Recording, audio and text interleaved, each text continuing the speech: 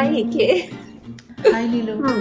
वापस याद है पिछली बार तुमने अपनी बात the Nightingale of India, queen of melody या फिर सोज और आवाज की पवित्र सशक्त मूर्त लता मंगेशकर पे रोक दी थी। हाँ बिल्कुल अब बिल्कुल याद बोलो है। तुम्हें क्या कहना है तुम्हें उनकी शान में। ओहो हाँ आज तुम्हें कोई नहीं रोकेगा।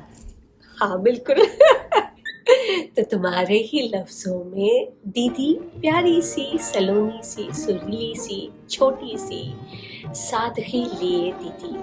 I mean the most influential singers of Indian subcontinent with her career spanning for 8 decades has unified aka the people of India, Pakistan, Bangladesh, Nepal and many more through her great voice, which has been honored as the voice of the millennium. जिस तरह के फूल की खुशबू या महक का कोई रंग नहीं होता, वो महज खुशबू होती है। जिस तरह के बहते हुए पानी के झरने या ठंडी हवाओं का कोई मस्कन या कोई घर गांव या कोई वतन देश नहीं होता, जिस तरह के उभरते हुए सूरज की किरणों का या किसी मासूम बच्चे की मुस्कुराहट का कोई मजहब या कोई भेदभाव नहीं होता, वैसे ही लता मंगेशकर की आवाज कुदरत की तख्लीक का एक करिश्मा है। वॉइस ऑफ द मिलेनियम, कितनी बड़ी उपाधि और जिम्मेदारी। मेरे आवाज़ ही पहचान है, गर याद रहे। लेकिन वक्त ने उन्हें ना बहुत पहले ही बड़ा बना दिया था।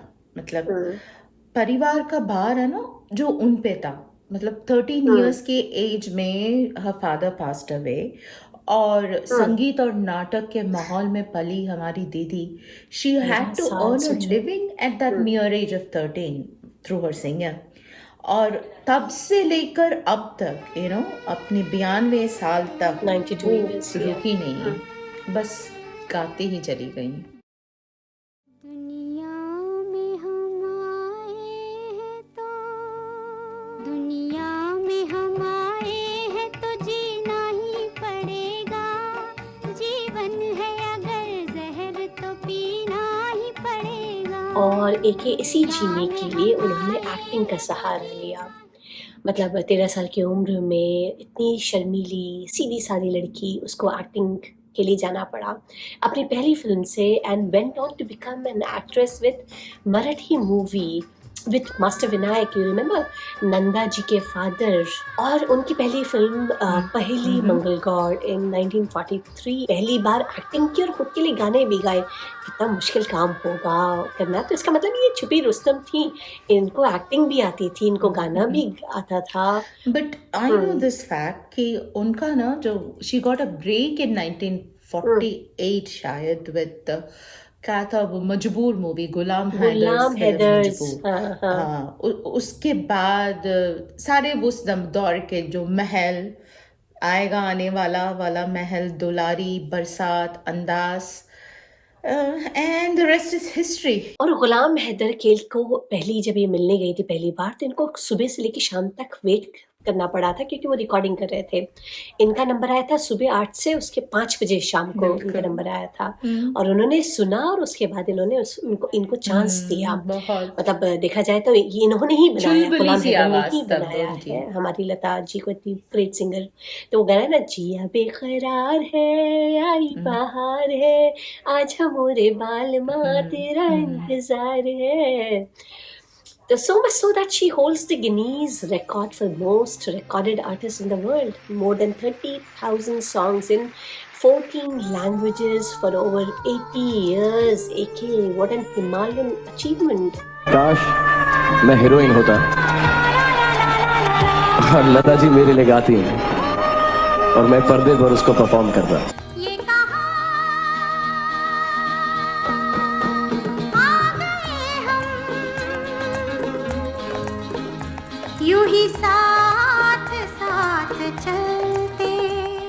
She entertained us for 8 decades, Neelu, and recorded for more than 2000 Hindi Hindi songs. songs, And she 2000, was oh my supervised and God. trained by her own father, Dinanath Mangeshkar. He was, a noted Marathi stage personality. हाँ, मतलब सारे सारे कलाकार थे उनके घर में. She came from a performer family, and I read somewhere about this incident that Lata Mangeshkar at the age of 5, इतनी छोटी उम्र पे, she corrected one of the shagirds of her father who was practicing some rag and went wrong, and she at once corrected him कि ऐसे नहीं, बाबा ने तो ऐसे बताया था, आप ऐसे गाइए. और उन्होंने गा के सुनाया, and her father realized that day the real talent in her and started training thereafter. मतलब उन्होंने कहा अंदर जाके, मुझे याद है कि मैंने सुना है कि किचन में जाके उन्होंने अपनी वाइफ से बोला कि हमारे घर में खुद ही कलाकार है और मैं इधर-उधर के लोगों को सिखा रहा हूँ. और नेक्स्ट डे से ही लता जी ने करेक्ट किया था गाना. उसी राग से इन्होंने शुरू किया ट्रेनिंग करना इनकी. वो चुप रहे तो मेरे दिल के दाग जलते हैं. लता मंगेशकर एक एहसास है जिसे महसूस किया जाता है, बयान नहीं. समझना तो ये भी मुश्किल है कि ये पैदा तो हुई थी हेमा के नाम से, पता है. और जो बदल के लता, उनके फादर का एक नाटक था भाव बंधन, उनसे इंस्पायर होके उसके पापा ने उसका नाम लता बदल दिया था. हाँ, और तुम्हें पता है एक ही क्या हुआ था, इनका पहला गाना जो रिकॉर्ड हुआ था वो फिल्म के फाइनल कट से हटा दिया गया था. मतलब इनको स्टारडम और दूसरे गाने से महल. मिली है वो गाना आएगा. आएगा आएगा आएगा आएगा निवाला आएगा आएगा. और सुनो, पता है ना, इन्हें फिल्म इंडस्ट्री ने इनिशियली रिजेक्ट कर हाँ. दिया था. पहला गाना हाँ. जो रिकॉर्ड हुआ वो मूवी में आया ही नहीं, वो अलग बात. एंड देन एवरीबडी रिजेक्टेड हर क्योंकि इनकी आवाज सबको बहुत पतली जी लगी. थी, हाँ, Because they बहुत. were comparing her आवाज Very with, sweet Noor and, Jahan and हाँ, शमशाद बहुत बेगम बढ़िया ऑफ द टाइम, जिनकी काफी भारी भरकम और नेजल वॉइसेस थी. तो she was not initially appreciated. हाँ, और पता है तुम्हें, उसी पतली आवाज ने पंडित जवाहरलाल नेहरू की आंखें भर दी थी. 1962 वॉर में शहीद हुए सोल्जर्स की याद में उस गाने से जो लता जी ने गाया था. मेरे वतन के लोगों, तुम खूब लगा लो नारा, ये शुभ दिन है हम सबका, लहरा लो तिरंगा प्यारा, पर मत भूलो सीमा पर वीरों ने है प्राण गंवाए, कुछ याद उन्हें भी कर लो, कुछ याद उन्हें भी कर लो, जो लौट के घर ना आए, जो लौट के घर ना आए. तो प्यारा कुर्बानी गाना. तो इन्होंने हाँ. भी दी. इन्होंने भी कुर्बानी दी. तुम्हें पता नहीं किस बात की? अपने प्यार की. पता है, बहुत ही कम लोगों को पता है, या फिर ये बहुत ही आम बात है जिसके बारे में कोई बात ही नहीं करता हो. लेकिन एक राज सिंह दंगरपुर का नाम आता है इनके जिक्र में, मतलब जो शाही थे. और भाई उनको ये हुक्म था कि वो किसी आम लड़की से प्यार और शादी नहीं कर सकते थे. हमारी दीदी भी सही, और उन्होंने भी कभी शादी नहीं की थी. मतलब सारी उम्र गुजार दी बिना एक दूसरे के साथ. ऐसे मोड़ से जाते हैं कुछ तो था क्योंकि ये उनके जब उनकी डेथ हुई है राजा जी की, तो ये राजस्थान गई है और हाँ, अपने नहीं इनकी इनकी ये भी कहना सही होगा क्योंकि इनको क्रिकेट का बहुत शौक था, तुम्हें अगर पता है कि नहीं पता है। और राजा जी को भी क्रिकेट का बहुत शौक था, म्यूजिक और क्रिकेट दोनों का ही शौक था। और ये भी म्यूजिशियन थी, ये सिंगर थी और इनको क्रिकेट का भी बहुत शौक था। तो जैसे लड़कों को क्रिकेट पसंद है वैसे ही अपनी लता जी को भी क्रिकेट का बहुत शौक था। तो दोनों मिले तो इसी वजह से, क्रिकेट और म्यूजिक के शौक में ही मिले हैं। हो सकता है कुछ हुआ हो, इतनी प्यारी सी थी आप, इतनी सीधी सादी, तो राजा जी का दिल आ गया होगा, इसमें कोई वो नहीं है। तो बड़ा ही एक बहुत ही खूबसूरत इन्हीं का गाना है लता जी का, हमने देखी है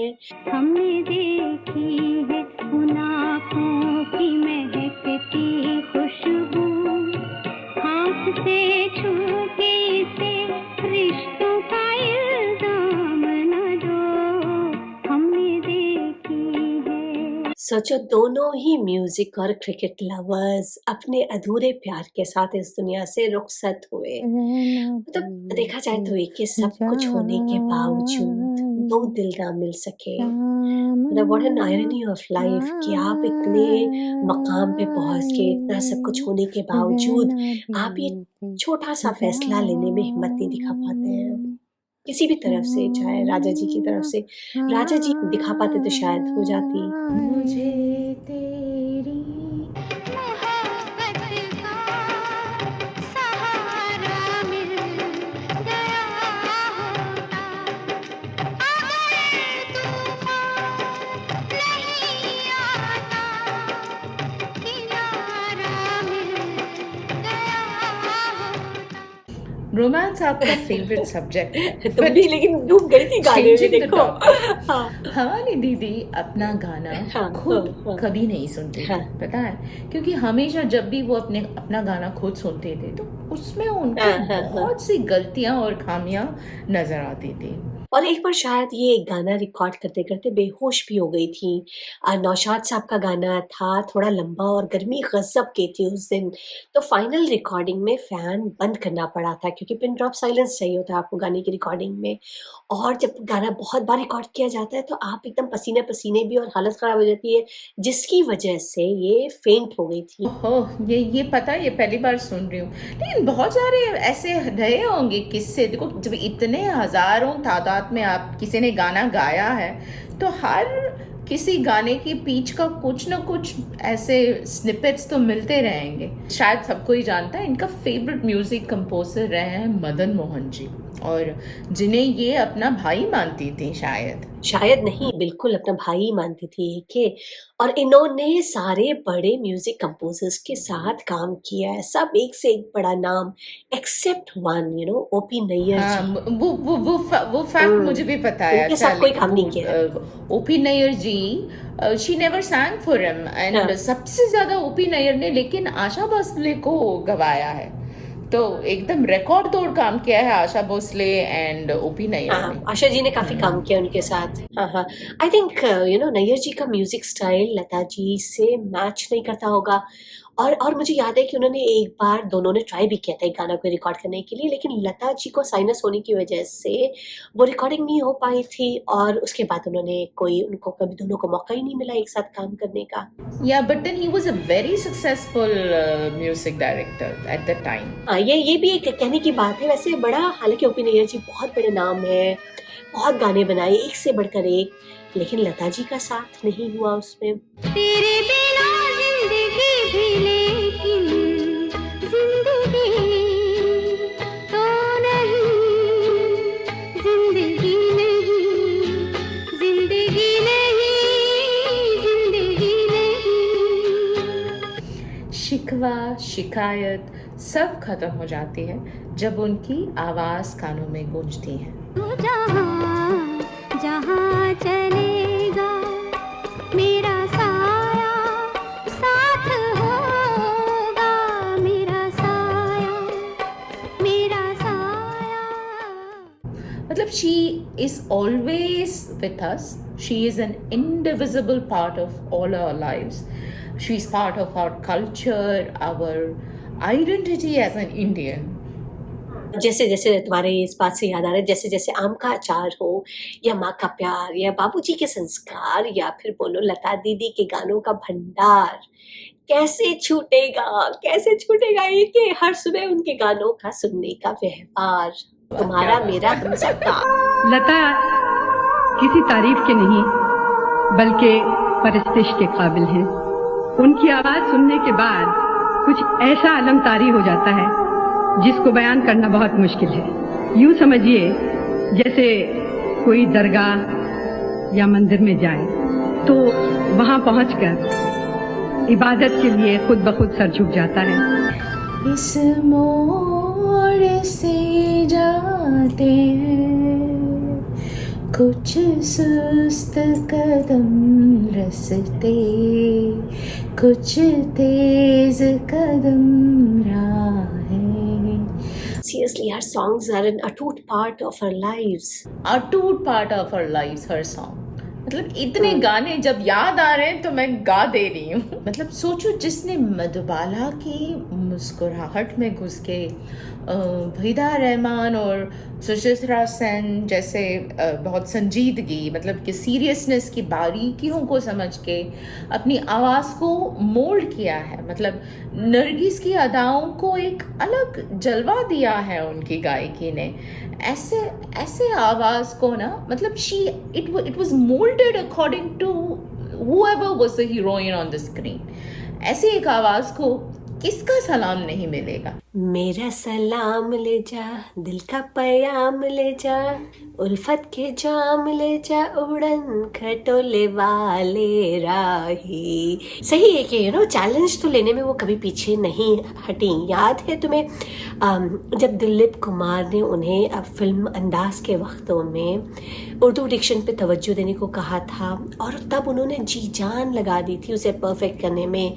उन्होंने एक टीचर रखा था उर्दू डिक्शन के और उनसे सीखा पूरा, और वो पूरा एकदम प्रिपेयर्ड होके आई थी। मतलब कि दोबारा दिलीप कुमार साहब ये कह ना सकें कि वो कौन सा इंसिडेंट था, मैं भूल रही हूँ, जब उन्होंने कहा था, जावेद अख्तर ने बताया था कभी कि उर्दू को उन्होंने दाल रोटी की महक आती है आप में से कहा था, और तंदूरी इज मिसिंग, तंदूरी वाला जो फ्लेवर है वो मिसिंग है अगर उर्दू जबान नहीं है तो।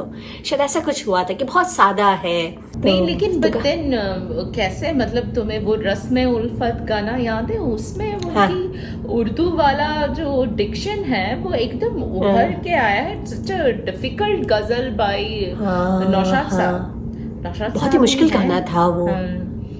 रस्म उल्फत को निभाए तो निभाए कैसे।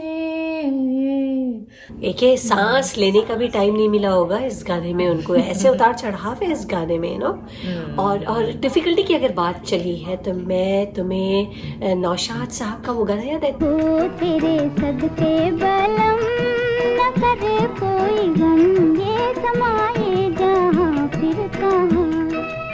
जिसमें एक मुर्गी को एकदम परफेक्ट करने के लिए, अपने हिसाब से बेस्ट करने में के लिए इन्होंने 18 रीटेक्स लिए थे। और जिसके बाद ही ये उस बेहोश हुई थी जो हमने किस्सा सुनाया ना अभी, बेहोशी का ये उसी गाने के तेरे सदके बलम की रिकॉर्डिंग के बाद ही हुआ था। 18 रीटेक्स, और वो भी बिना फैन, बिना हवा, बिना और गाने भी इतने लंबे और इतने डिफिकल्ट सॉन्ग्स होते थे। फिल्म अमर का एक और गाना, नहीं अमर का ही यही गाना है, वही गाना। हाँ। देखा जाए तो ना मधुबाला में 50% चार्म तो हमारी लता दी की आवाज ही लाती थी। हाँ। मुझे क्यों नहीं ऐसा लग रहा है? हाँ, क्योंकि मधुबाला के गाने तो बहुत फेमस है और उनकी अदाएं, शोखी सभी गानों से ही झलकती थी। तो बिल्कुल लता का बिल्कुल कंट्रीब्यूशन है, लता जी का उसमें बिल्कुल देखा जाए तो। हम लोग ये सोचते नहीं है लेकिन मधुबाला की खूबसूरती और अदाओं में लता जी का भी हाथ है पूरा। तो तुम्हारी मुर्गी से लेने से मुझे उनका एक और डिफिकल्ट गाना याद आ रहा है, एक फिल्म लेकिन से, डिम्पल कपाडिया वाली लेकिन, which is really so hard to sing। It is a original Rajasthani folk song। हाँ, वो गाना था ना, सुनियो जी अरज हमारी, सुनियो जी भीजे भीजे अंगना की याद जो आवे,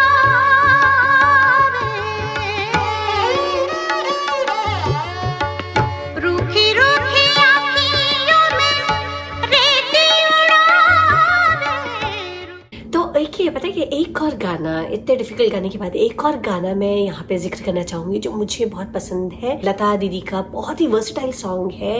ये जितना इसमें खेली है वो ना चंचल स्वभाव के साथ ना, जिया जले जान जले, नैनो तले धुआं चले रात भर धुआं चले, जानू ना सकेरे। This is Lata past her prime. This हाँ. is Lata singing for हाँ.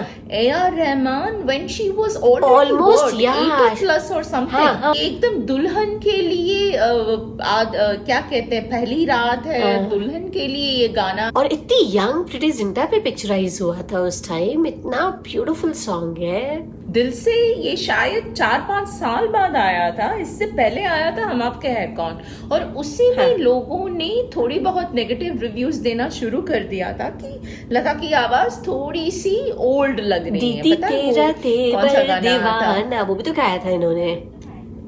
वही उसमें स्पेशली वो माई ने माई मुंडेर पे तेरे बोल रहा है कागा, अपने तन पे भस्म रमा के सारी रैन वो जागा, जोगन हो गई तेरी दुलारी मन जोगी संग लागा। जैसे हमने किसी अपने पुराने एपिसोड में कहा था कि the songs our favourite songs are always songs that we can relate to. तो मैं माई माई देख मतलब कि दीवानी थी, और मैं इस गाने को सुन सुन के जवान हुई हूँ यहाँ पे खैर। और इस गाने पे थिरक थिरक के मैं घर हिला दी थी, तोड़ भी डाला और शायद खिड़कियों पे भीड़ भी लगा दी। भाई अरे रुको, तुम कहीं अपने पास का पिटारा लेके ना बैठ जाओ, तो मैं एक और एक्ट्रेस के पास में तुम्हें लेके चलती हूँ। आई मीन उस वक्त के यंगस्टर्स की फैंटेसी गर्ल। Any guesses? पता नहीं, सारे हेलेन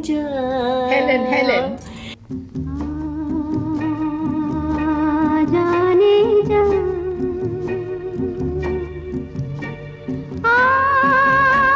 मेरा ये हुस्न जवां जवां जवां तेरे लिए है आस लगाए ओ जालिम का जाना।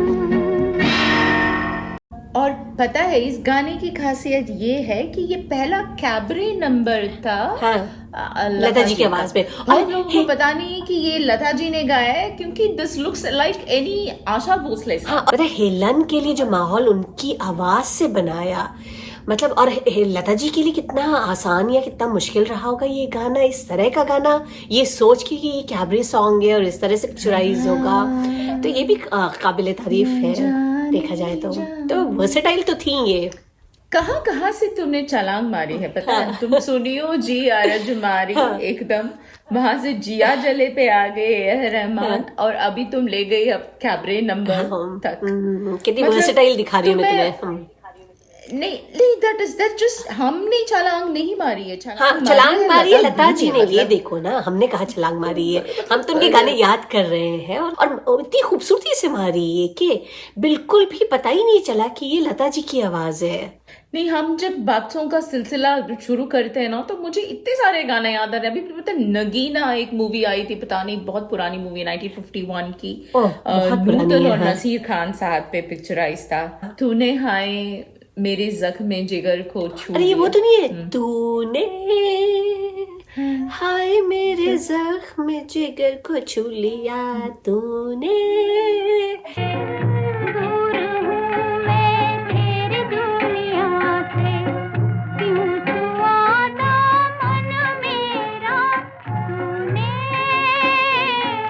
तो नूतन की बात चली तो मुझे एक और गाना नूतन पे जो पिक्चराइज हुआ है और जो कि लता जी की आवाज में, और बहुत ही डिफिकल्ट सॉन्ग है, फिल्म सीमा से 1955 से है, मन मोहना।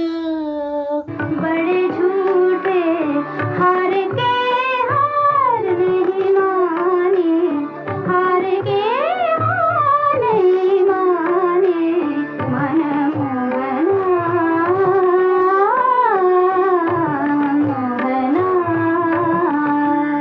मुझे याद आ रहा है वो रेशमा और शेरा और किस पे पिक्चराइज था, वो हमारी Waheeda Rehman in the desert. Waheeda Rehman ji पे डेजर्ट में, वो हाँ। डेजर्ट लैंडस्केप, वो कैमल, वो इनका गेटअप। और हालांकि एक ही मुझे बहुत डिप्रेसिंग मूवी लगी थी, लेकिन फिर भी हाँ, मूवी लता इज जी की आवाज में गाना पिक्चराइज, हाँ। बट देन वो that part of the world को उस मूवी ने कैसे इवोक किया था। वो भी एपिक मूवी थी, हाँ। काफी पहचान, काफी एकदम हाई अवार्ड्स पिच भी। वाला। तू चंदा मैं चांदनी तू तरवर में शाख रे, तू बादल मैं बिजुली।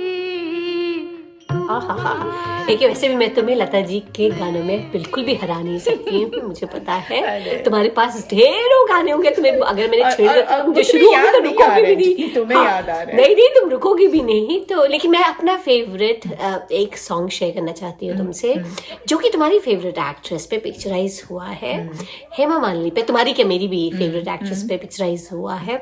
हाँ, तो गेस करो कौन सा होगा। ढेरों गाने बता दूंगी मैं, मतलब हाँ, जो बताओ, उनका बताओ, सबसे बताओ। फेमस किनारा मूवी से नाम गुम जाएगा, मेरी आवाज़ ही पहचान है, गर याद रहे। है दिले नादान, है दिले नादान, धीरे धीरे बोल कोई सुनना ले, सुना ले भाई सुना ले, वादा वादा तो क्या गाना है वो याद नहीं आ रहा। निभाया ओ मेरे राजा। तो बस, लेकिन तुमने दो गाने मिस कर दिए हैं जो कि मेरे फेवरेट हैं। एक तो ये जिंदगी की ना छूटे लड़ी, हो जिंदगी की न टूटे लड़ी, प्यार कर ले घड़ी दो घड़ी। और एक दूसरा ये तूने ओ रंगीले कैसा जादू किया, पिया पिया बोले मत वाला गया, तूने वो रंगीले कैसा जादू किया, पिया पिया बोले मत वाला गया। देखो तुम दो अच्छे गाने मिस कर बहुत दिए। ही, हाँ, मतलब हेमा वाले के चंद गाने जब याद आ रहे तो सारे हैं, मतलब कितनी चहक है इन गानों में। What is Hema without these songs, मुझे लग रहा है आज भी ना आपको रोक देते हैं एक पल के लिए ये गाने। हाँ हाँ, रुके तो हम सब हैं, कब से हैं एक एक। और कहा जाता है कि ये भी टॉप पे, लता जी भी टॉप पे कई अरसों और सदियों तक रुकी रहीं, वो चोटी जहाँ पे सिर्फ और सिर्फ इनकी मोनोपोली थी। आई डोंट नो, मोनोपोली से मुझे याद आ रहे हैं राज कपूर, मतलब उनकी किस एक्ट्रेस के राज कपूर की भी मोनोपोली रही है। हाँ हाँ, मतलब आई डोंट नो, लाइक और भी अदर सिंगर्स आए, ये उनपे एक आरोप है पता है लता पे कि उन्होंने किसी और को चांस दिया ही नहीं, मतलब उन्होंने मौका चांस मिला। नहीं She दिए, वो गाती monopolized चली the गई। industry. She was in the right time at the right time at the right place, then she got all her हाँ, songs. एक वो तो- गाती चली गई, उन पे गाती इल्जाम चली लगाना गई। भी गलत होगा। हाँ, हर वो बात बेचारी को मेहनती आप थी। अगर नेगेटिवली लेना चाहते हो हाँ। तो इट इज, चलो खैर, मुझे अभी राज कपूर का नहीं नहीं तुम्हें नहीं, तुम्हें लेकिन एक बात बताती बताओ हूँ कि वो गाती चली गई क्यों? क्योंकि वो मेहनती थी, वो हर गाने को शिद्दत से गा रही थी, बहुत ईमानदारी से गा रही थी, हर जगह। मतलब कोई भी म्यूजिक डायरेक्टर उनको life for this, she didn't For have singing. Another life other than this, है ना। हाँ बिल्कुल बिल्कुल। हाँ, तो राज कपूर क्या कह रही थी तुम बताओ। राज कपूर Sorry. का जब है ना, बताओ, उनका एक धड़क था भड़क था एक गाना गाया है अगेन, जिसे हम हेलेन पे याद आ गया, हमने बोला था कि एक, हाँ, तो वो ऐसे है मुझे आमिर म्यूजिक के बहुत गाना। ही रोमांटिक। प्यार हुआ इकरार हुआ है, प्यार से फिर क्यों डरता है दिल। अरे बाबा, मैं ना धड़कता भड़कता करूं तो I was thinking about Vaijanti मालास। मैं कौन क्या सा? करूँ राम, मुझे बुढ़ा मिल गया। सबको लाए फूल, बुढ़ा को भी लेके आ गया। मैं हो गई बदनाम, मुझे बुढ़ा मिल गया। हाय क्या करूँ राम, मुझे बुढ़ा मिल गया।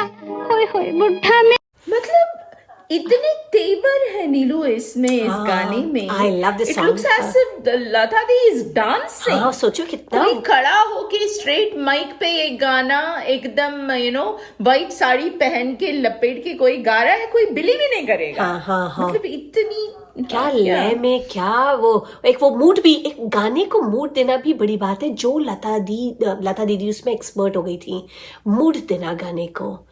तो तड़कता भड़कता तो सॉन्ग मुझे नहीं आता, लेकिन एक्ट्रेस जरूर याद आ रही है लता जी के पिक्चराइज के गाने पे, जैसे कि सत्यम शिवम सुंदरम। सत्यं शिवं सुंदरं सुंदरं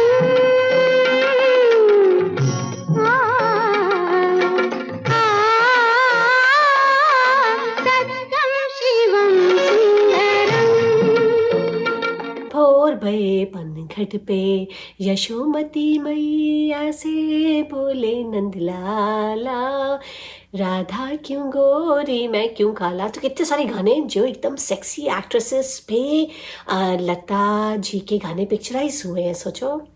नहीं मतलब मुझे कभी लगता है कि क्या जब गाने जब डिसाइड हो जाते हैं, जब रिकॉर्डिंग होती है, तब क्या सिंगर्स को पता होता है कि उनका गाना मतलब कैसे पिक्चराइज होगा? आई थिंक देखो, इनको कॉन्फिडेंस में तो लिया जाता होगा, जैसे मंदाकिनी का वो सॉन्ग राम तेरी गंगा मैली में, या फिर पद्मा का गाना मेरा नाम जोकर का गाना। तो राज कपूर ने जिस टाइम सोचा होगा और पिक्चराइज भी किया होगा, तो इनको पता होगा ज़रूर।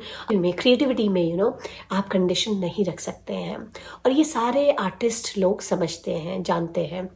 और अगर डायरेक्टर कुछ क्रिएटिव होना चाहता है तो उसमें ये लोग, इन सब का कंट्रीब्यूशन भी होता है। और फिर कुछ नया करने में के अक्सर आप बोल्ड और आउट ऑफ लीग एफर्ट मारने की कोशिश करते हैं, और फिर ऑडियंस के सामने तो सब कोई नतमस्तक है ना। नतमस्तक तो सारे कलाकारों का अपनी ऑडियंस के लिए रहता है भाई। मतलब और लता दीदी को तो मतलब कितने फिल्म फेयर, कितने नेशनल अवार्ड्स, कितने रीजनल अवार्ड्स, कितने इंटरनेशनल अवार्ड्स, स्टेट अवार्ड्स क्या मिले हैं, मतलब इनकी गिनती मुश्किल है। नहीं, नेशनल अवार्ड्स तो मैं भी गिनवा सकती हूँ। अच्छा, हाँ, अच्छा, बीती बोलो ना तो। बिताए रहना, परिचय 1972,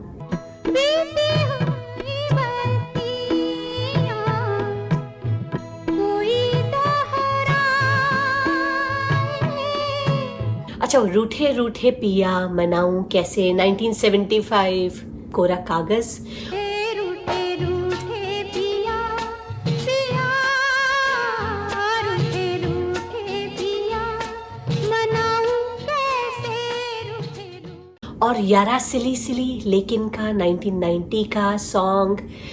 ये भी कोई जीना है,